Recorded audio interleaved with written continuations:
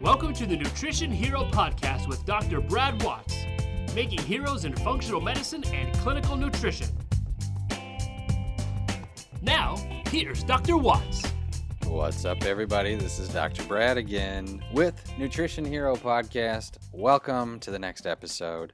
If you tuned in for our last episode, we talked about how to build a treatment plan. The 3 things that you want to be able to implement with every single case. And so if you didn't get to listen to that one, please go back, listen to it, let it sink in. Something that I'm not going to take credit for developing that information. In fact, I'm not going to take credit for developing any of this information. What's awesome is that in order to be at the top of your game in a nutrition model, in a functional medicine practice, you don't have to be the inventor of anything. You do have to know how to implement, though. And that's the fun part. All right. So with that in mind, today what we're going to talk about are a couple of things around communication and how do you communicate? How do you tell your patient the kiosk story, the "you are here" from the last episode? Right? So remember that if you're going to be an effective clinician, you have to be an effective communicator. Just like when you're at a mall, there's a kiosk that tells you where you are. Well, the people that work at the mall, they don't need the kiosk. Okay? They don't care. They know where they're going. But the people that are new, people that have never been there before, they need the kiosk. Those are your patients. They don't know FM. Right? So they need you to be a kiosk for them, to be able to tell them the 4 parts to every kiosk. Here's where you were, here's where you are, here's our ultimate goal, and here's how we're going to get there. All right.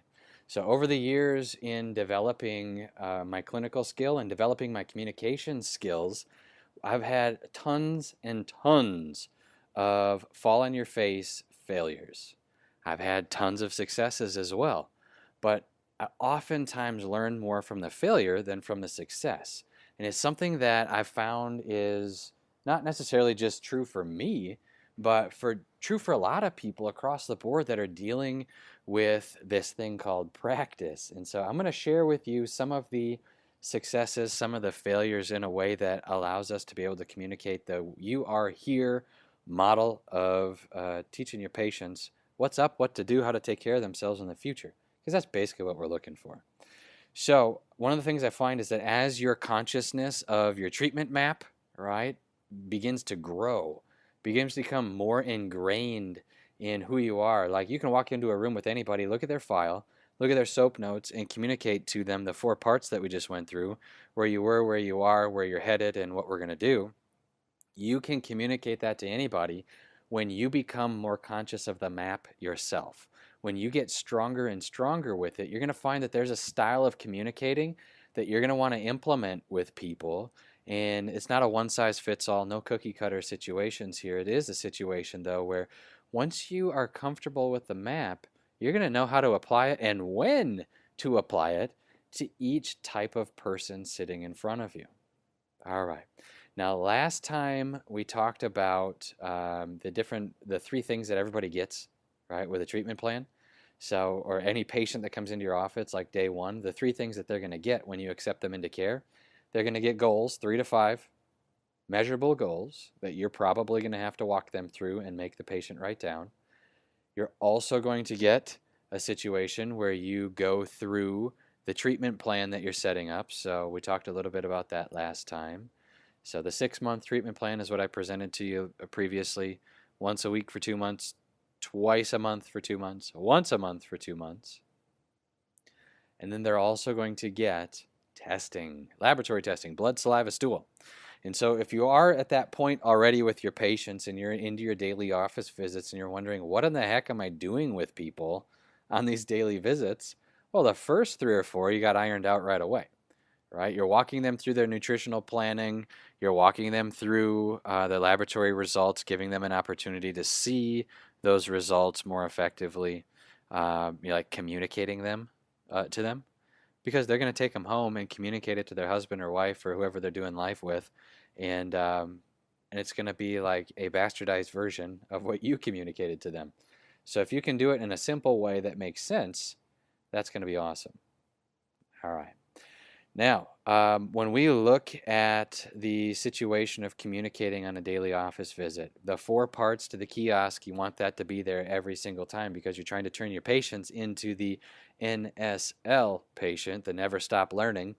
You're communicating that to them because we're teaching them to catch fish instead of just you catching them a fish, right? Nothing's worse than having a practice full of people that don't know how to take care of themselves. And most of the time, I think that's on the doctor. How do I know? I've been there. Been there, done that. And so make sure that the skills that we're going to talk about today, you're able to practice and practice and practice. Communicate them to your patient. Teach them, and you're going to be fine.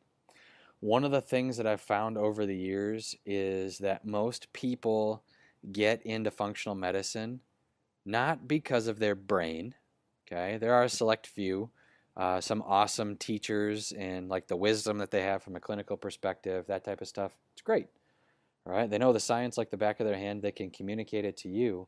Sometimes they get in there because their brain is just so big, and by big I mean they're just so intelligent that they get in to teach doctors about FM. But most of the people that are clinicians, whether it be a functional medicine provider or a clinical nutritionist, they're not there because their brain is so big. They're there because their heart, right? They're not getting into functional medicine because their brain is so massive and they need to go and prove it to a bunch of people. They're there because their heart is for the patient and for the patient results, all right?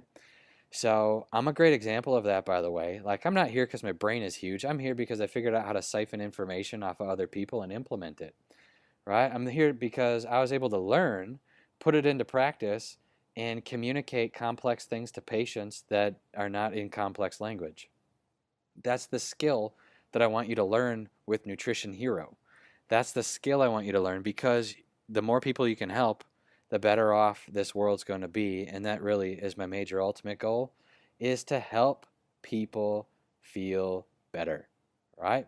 Not just feel better, but help people get better. That's the goal in all of this stuff. So back in the day when I thought I was in functional medicine because my brain, right? It was a struggle. It was a struggle. Your patients don't care how big your ego is. Your patients don't care how big your brain is. Really, they care about getting better, and ultimately if your ego is bigger than theirs, right, it's kind of a tough spot. They're not going to learn anything from you. So one of the things that I found is like foster your patients' egos in a constructive way, right? Their ego, if you're into like organizing higher self and that type of stuff, their ego, I'm not talking about the one that's controlling their attitude and emotions. I'm talking about making them feel good about what they're doing. Okay? Teaching them a skill and then reinforcing that skill by giving them positive affirmation with it. Like if you tell a guy named Harry, right? Harry comes to you, he's got thyroid disease and he wants to lose 65 pounds.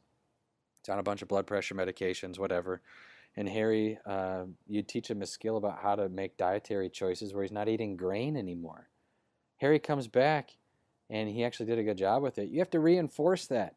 Like, reinforce it to him. Harry, really good job, man.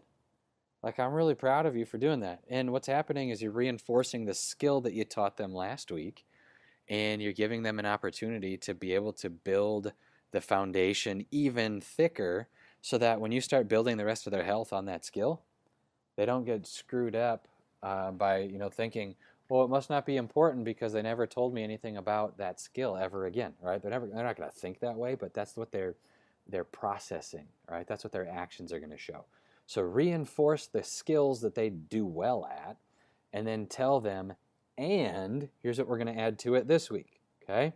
So the very key there, and, all right, in communication, what are we doing on a functional medicine visit? Reinforcing what you taught them last time, confirming that they did a good job with it, if they did, and here's what we're doing this week, okay? Never use the word but. Never use the word but, right? But means, all right, you did really good, but that means doesn't matter what I just told you because here's what I really want to tell you. So if you say the word and, hey, you did really awesome today, Harry. This week you did awesome, okay? And what I want to add to it this week, see, there's a difference between saying you did really awesome this week, Harry, but what I want to add to it means more work. right? Patients don't want more work. They just want to get better. So there's a process that we're going to go through that I want to communicate with you. And it's a skill. The kiosk skill happens in every visit. But you don't want to just go through A plus B equals C with the 4 steps in the kiosk, okay? You want to make sure that you're having relationship with your patients.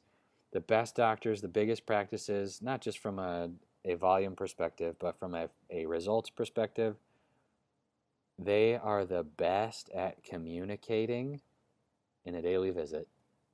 It's wonderful. It's wonderful. So don't get bogged down, right? Don't get stuck in this mentality where you feel like your brain has to be huge, okay? Doesn't. Your heart has to be huge. If your heart's huge, you're going to be in a spot where your patients are going to see it. We're going to pair it together with some skills and strategies that I'm going to teach you through Nutrition Hero here. They're going to take your patients down the road. They're going to see your heart for them, and they're going to fill your practice with referrals. That's the goal. All right. So doctors that are in a clinical practice space that are there just to demonstrate their intelligence, they rarely help anybody. Rarely help anybody, right? Because they can't get past the shadow of their own ability to know things. And it's a shadow because it always changes. So a genius in 1980 from a medical perspective, he's an idiot right now in 2017, okay, if he stopped learning at that point. That's key here, right? Because if you're going to be an NSL with a big heart, never stop learning, and you got a big heart, man, you are going to change your world. You're going to change your community, and people are going to be like ramped up to come see you because they know that you're going to connect with them. You're going to give a crap is the point. And you are going to be spending attention. Okay? You're not spending time. You're spending attention on them. And that's just what anybody wants in this world anyway, is attention. And so one of the things that I find is that if you get bogged down because you're like, I'm never going to understand this stuff, the clinical mechanisms, the models, and I'll go through those with you, by the way, in future podcasts. And I'm going to break them down so they're simple. So you can take Krebs cycle. You don't have to know how many ATP come out of the Krebs cycle with a gram of protein or a gram of fat or a gram of carbohydrate, okay? But you do need to be able to communicate what that means to your patient. I'm going to teach you that stuff. So don't get bogged down in like sometimes I'll talk to doctors or clinicians and they'll be like, I don't know anything, right? And it's like the exact opposite from the doctor that's like, I know everything and I can't be taught, okay? Don't be the polar opposites there. Somewhere in the middle is where you want to be balanced, okay? Like doctors that are in the first case that are like, I don't know anything. I'm never going to get this. The functional medicine thing, I can't get it. Like, stop it, all right? Don't be ridiculous. Like that literally is an insult to people that are out there that really don't know anything, right? Like, don't insult them like that. Just make sure that you find yourself in a space that's between those two polar opposites where like, I don't know anything and I know everything, because neither of those people can be taught, okay? So if you're going to be an NSLer, a never stop learning, physician, clinician, whatever you are, a functional medicine practitioner, if you're going to be an NSLer, be in a spot, right, where you're willing to learn, okay? You're willing to know. You're willing to find out what you don't know. That's the point, okay? So an NSLer, somebody that is not sitting in practice just to like, spill what's in their head and be like, hey, here's all the stuff I know to the patient, and the patient really doesn't care. If you're an NSLer, okay, you're going to be in a spot where you're willing to say to your patient, and this is a big deal because this kind of affects pride a little bit here, okay? If a patient asks you a question, you have to be in a spot where you're willing to say, I don't know.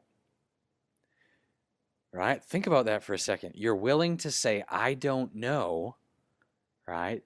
And I'm going to find out before I go to bed tonight. That's an NSLer. That's a mentality that's going to take you down the road in the nutrition practice, down the road in a functional medicine practice. And when we talk about Nutrition Hero, one of the things that I find is that people think Nutrition Hero is somebody that knows everything. Okay? People think that a Nutrition Hero is somebody that knows every mechanism. They always know what to do. Okay? Yeah, that's great. That's cool. But a nutrition hero is not somebody that always knows what to do. A nutrition hero is somebody that's willing to learn. A nutrition hero is somebody that's committing to the never stop learning lifestyle, and they're able to tell their patient, you know what, I don't know. However, I'm going to go find out before I go to bed tonight, and I'll let you know in the morning. Okay? That's what your patients want access to. Your patients don't want access to somebody that thinks they're a god. Your patients don't want access to somebody that says, you know what I know, and that's all I can help you with. Okay? Your patients want access to somebody that's willing to fight for them, willing to stand up and say, you know what, I don't know right now. However, we're going to go find out. And I'm going to make sure that I follow up with you tomorrow because I care about how this turns out for you. That's who your patients are willing to sit in front of. That's who your patients are willing to work with. Okay? If that's you, then this podcast is for you, man. This podcast is for you to be able to take and hopefully resonate with what's going on inside of you. I want this podcast to resonate what's going on inside of you and create a plan, like some structure where you can take what's in your heart and you can put it out into practice and give your patients the ability to follow programming that's coming from you, like from your heart, right? Like people don't go and get their doctorate or get their nutrition degree or whatever it is, their coaching license. People don't go and do that if they don't have a heart for helping somebody, okay? So I want to recognize that for you because that's like a super powerful realization, is realizing that whatever's in your heart, that thing in your heart, you got to get that in to your practice, okay? Not all the BS, not all the day-to-day stuff that, who's answering the phones and all that kind of stuff. That's not what I'm talking about. The Nutrition Hero podcast, this is something that I want to resonate with who you are. In your heart, who are you as a clinician? What's the point of hanging your own shingle or working for a doctor or a clinic system where you're able to access patients and get into their life, get into the nitty gritty and ask them, how you doing? And you actually care. Like you're spending attention on them. That's what I'm talking about here, okay? So be in the middle ground where you're in a spot where you're willing to say to them, I don't know, but I'm going to find out. Do it, and then actually follow through, okay? That right there is the separator. That's the thing that separates what I would say is, the wheat from the chaff, right? That's the thing that separates. And then in functional medicine, what happens is you're going to have winds that come along, the wheat and the chaff picture here, right? So picture this. You got a bunch of wheat and chaff. You got the winds that come along. The chaff gets carried away by the winds. You throw the wheat into the air. All the crap you don't want comes off, and you're left with the product you're looking for, okay? So when we talk about this type of thing, the difference between the two is when you can communicate your heart, right, in a systematic format, you're going to be in the golden age of functional medicine and nutrition because you're willing to systematize who you are. You're willing to systematize it, right? And then the wind comes along and you're still there, okay? You're still there. And so that's the key with all of this stuff. All right. Kind of got a little soapbox going there, but the point is I think if you can be communicative in a way that's organized, you're going to be just fine with your patients. So every SOAP note that you go through with your patient, right, subjective, objective, assessment, and your planning, you want to work in that kiosk effect. It's that kiosk structure, okay, the 4 things. Where were you? Where are you? Where are we headed? Like remind you of your goals. Okay, and then here's how we get there. So that's the key. All right. Now, with all of that in mind, we have these goals that we've been communicating with your patient. They wrote down on your day 1 with them. They wrote them down, your day 1 of treatment, whatever it is. They wrote them down. Make sure you ask your patient about the why, because the why weaves its way into every single daily visit from there forward. The why is crucial. The why is crucial to your patient sticking it out, right? It's easier just to go take a drug and not change your lifestyle. But if you're going to be in a nutrition practice or an FM practice where you're creating your patients into this nutrition hero mentality, oh man, you got to be in a spot where you telling them it's work. It's going to be work. It's going to be tough. It's going to be hard, right? But I'm going to be here to spend attention with you to actually apply attention in the right direction. We're going to nail this together, okay?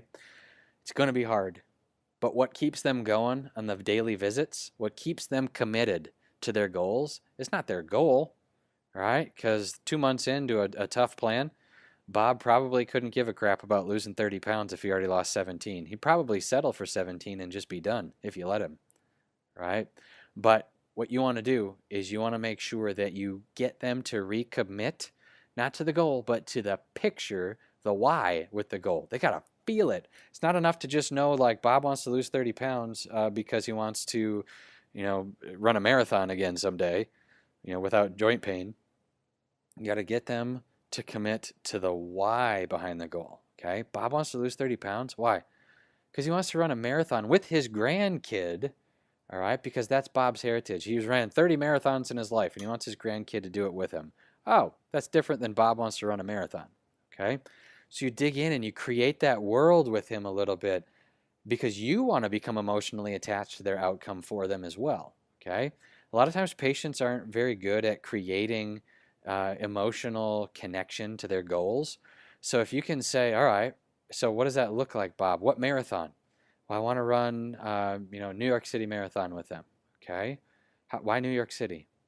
Well, because we were in New York City when 9/11 happened, and we want to go back and we want to have a good memory about New York City where we can take and we can accomplish something, not just this thing that took place. Okay, now that added a layer of like emotional connection to it that you probably weren't expecting me to throw in there as you're listening to the podcast here. Okay, but it did. And so, okay, so why is that important? What were you doing in New York City on 9/11? Okay, so keep digging into that. How old was your grandchild at 9/11, right? Oh, well, they were, 7 or whatever. And I was taking them on a tour, and I wanted them to see where I grew up or whatever it is. So the point is like, dig in, keep going on those layers. It's a rule of 7s, okay? 7 layers, and you're going to get to the root of whatever it is that you need to talk about with them. And you're going to know when you get it because you're going to feel it. Right? Your patient might make you get teary-eyed. You're going to feel it. But you got to get those 7 layers, the rule of 7s, okay? 7 layers in there is their true motivation. And so you just went from Bob wants to lose 30 pounds to like creating this whole world of an expectation in your head of why he wants to lose 30 pounds. And you're going to be able to communicate that along the way to your patient in those daily visits. Like, one of the things that I would do for a patient in that situation, go find the registration packet for the New York Marathon. Go find it. Put it in the file. Give it to him when he's getting like bogged down, when he's not exactly committed to his goal anymore. Right? Give it to him. Hey, Bob, here's what I found for you. I thought of you the other day. On Sunday, I thought of you. Right? And your patient's going to be like, you thought of me on a Sunday? Oh, my goodness. Yeah, I thought of you on a Sunday, and I printed this off at home because I wanted you to have it. This is the registration packet for the New York Marathon. And just look at him, okay? Keep your eyes on him. Don't blink. And just a little smile. What you're communicating is emotion to them that you're in. You're not just in because they're paying you for a nutritional program. You're in with them on their goal. And he doesn't get hit with, oh, great, New York Marathon registration packet. That's nice. He gets hit with the whole story that you developed with him along the way. Like, that's what I'm talking about, is be a person that is committed to teaching your patients this never stop learning lifestyle. And sometimes it's emotional, right? But you don't have to be emotional. You just need to be aware of the emotions. Like, be conscious of them, all right? Be conscious of it. So when you know your patient's like just flailing in the wind from a motivation perspective, go and do something like that. Right? It costs you 47 cents for the copies, but it's going to be a big deal in that moment. Okay? So that's what I'm talking about when you're going through this stuff. You don't have to have a huge brain. You have to have a huge heart, and you have to be able to take what's in your heart and map it out for them so they can walk through the programming with you. Okay? So very, very cool. So you're going through your SOAP note with him. You're going through the kiosk principle that I taught about in the last podcast that talks about creating a treatment plan. Right? You're going through those on your daily visits, But the key to them being successful is not just like going through your soap note and being like, all right, here's your supplements. Catch you later, Bob. Okay. The point is being in a spot where you are able to communicate to them the importance, the value, the emotion connected to their goal. That's the awesome part.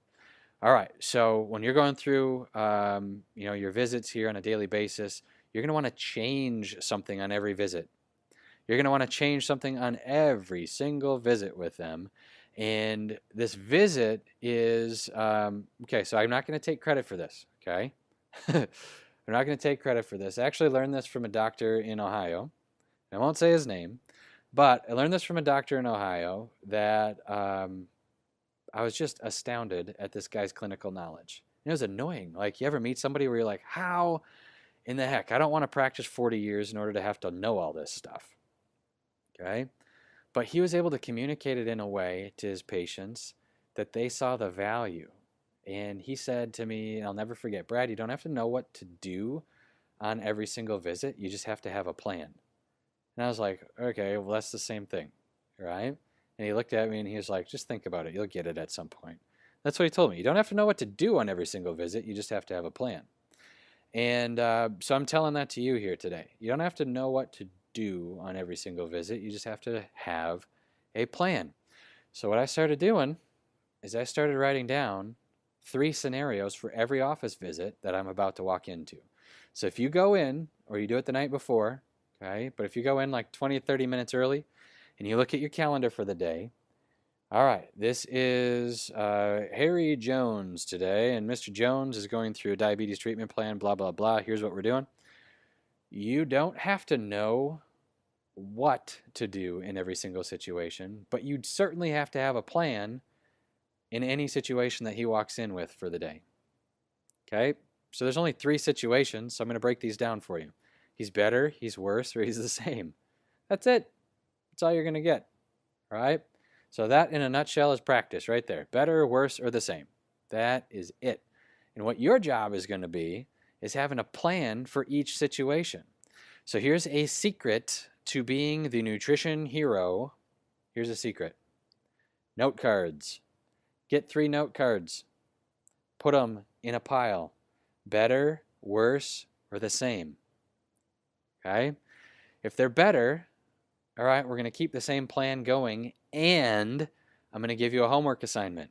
I need you to do a diet diary for the next 7 days. I need you to take your blood sugar, not just in the morning, Harry Jones. I need you to take your blood sugar at night, too. I want to see what the differences look like. The patterns tell me what to do for you. Okay? So I want to make a note card that says same practice, or the same plan, I should say, and whatever it is you're going to give them to do, the homework. I want you to walk 15 minutes before and after every meal. I want you to walk 15 minutes before you go to bed at night. I want you to do, I want you to stand in your office at your desk for 1 hour every single day. Okay? And it has to be a full hour at a time. Whatever it is, it's the same nutritional protocol and. Okay? So task. So same plus task. That's your note card pile. So make one up. All right? Whatever it is that's going to be beneficial for Mr. Jones's case. The next one is he's worse. Okay? We're going to make a nutrition change. So if he comes in and blood sugar went up when you put me on this nutritional program. Okay?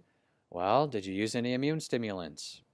Did you change his diet and his nutritional programming at the same time? Which you never want to do, by the way. Too many random situations come up at that point. You have no idea then. So you want to make sure that you control the variables. So, did I change his food? Did I change his nutrition? Did I change his exercise? Did he get yelled at by his boss? Did his wife try to divorce him, or his husband try to divorce him? Is he in a situation where he got, had an issue with a kid or a grandkid? Right? Did he get in a car accident? Is he stressed out now because of some issue? Whatever it is.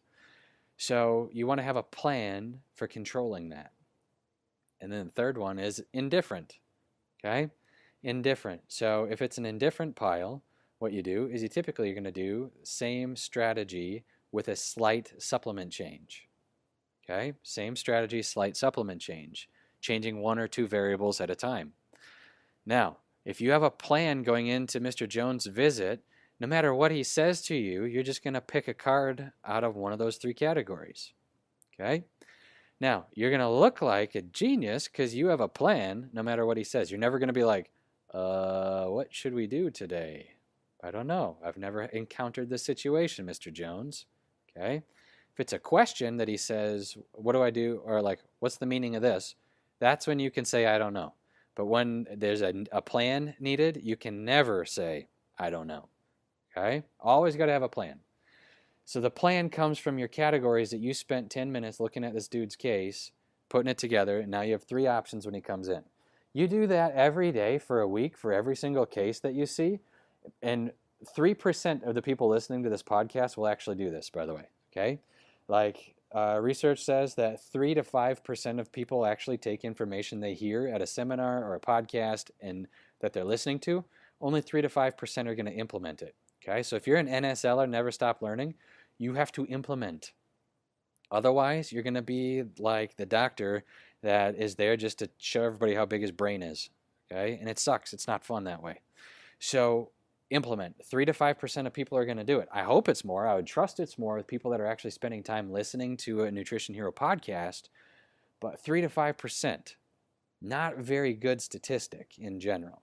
Okay, so do this. This is a game changer for your clinical skill. This is a game changer. So one of the things that I get to do is I get to read laboratory work for doctors all across the country. And they ask me, how do you know what to do like in every situation? How do you know? Like I might get 30 emails in a day, right? With 30 different cases, 30 different labs, 30 different plans that people are following. And you have to have a way of showing them, here's what you do. The way that I've done that and collected that information is by utilizing what this doctor in Ohio told me about, right? He didn't tell me about the note cards. He told me about this mentality, though. You don't have to know, right? You don't have to know what to do in every single situation, but you have to have a plan, right? That is astounding. So what I did, because it's just my mentality, note cards, man, you got stacks of 20, 30, 60 cards in each pile. At some point, it doesn't matter what you see, you're going to have some level of ability to implement that plan, right? That's like $1 million key for you right there, okay? $1 million key. You are going to separate yourself from the situation in your city, okay? So like in the city that I live in, we've got 3,500 medical doctors, right? About 700 chiropractic doctors like I am, which is still a lot. But what's taking place is the 3,500 medical practices, 3,500, I'm glad it's not that, but 3,500 medical doctors that are practicing, what's happening is they're all following the same script because it's the standard of care in whatever industry they're in, whatever section of medicine they're in. And so if you go to one doctor and they're like, yeah, we don't know what to do. It doesn't matter if you go to the Mayo Clinic, you go to the Cleveland Clinic, whatever, the doctor's following the same book. So they're going to have the next thing they're going to go to the next doctor and the doctor's going to go, yeah, I don't know what to do. Okay, there's nothing else we can do for you because they're following the same set of note cards. Now, the average medical doctor right now in the United States is only using 7 different medications in their given niche or their given specialty. 7.